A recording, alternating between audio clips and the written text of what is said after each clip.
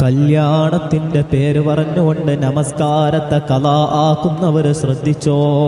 രോഗത്തിന്റെ പേര് പറഞ്ഞുകൊണ്ട് നമസ്കാരത്തെ ഖളാ ആക്കുന്നവർ ശ്രദ്ധിച്ചോ. യാത്രയുടെ പേര് പറഞ്ഞുകൊണ്ട്, ജോലിയുടെ പേര് പറഞ്ഞുകൊണ്ട് നമസ്കാരത്തെ നിസാരമാക്കുന്ന ചെറുപ്പക്കാര്, യുവാക്കൾ ശ്രദ്ധിച്ചോ. ഇത് എന്റെ വാക്കല്ല, അല്ലാഹുവിന്റെ മുത്തുനബി സ്വല്ലല്ലാഹു അലൈഹി വസല്ലമ തങ്ങൾ അവിടുന്ന് പഠിപ്പിച്ചു തരേ. യമൂതു ദലീലാ, മരണമെത്തുന്ന സമയത്ത് നിന്റെ മാന്യതയെ അല്ലാഹു തകർക്കുന്നു. നിന്റെ ഭാര്യയുടെ മുമ്പിൽ വെച്ചെങ്കിലും അവഹേളിക്കുന്നു.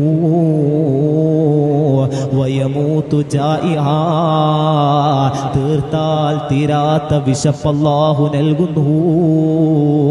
വയമൂതു അത്ശാനാ, തീർത്താൽ തീരാത്ത പരദാഹം അല്ലാഹു നൽകുകയാ. ആ ദാഹത്തിന്റെ കാഠിന്യത്തെ കുറിച്ച് അല്ലാഹുവിന്റെ മുത്തുനബി തന്നെ പറയേ.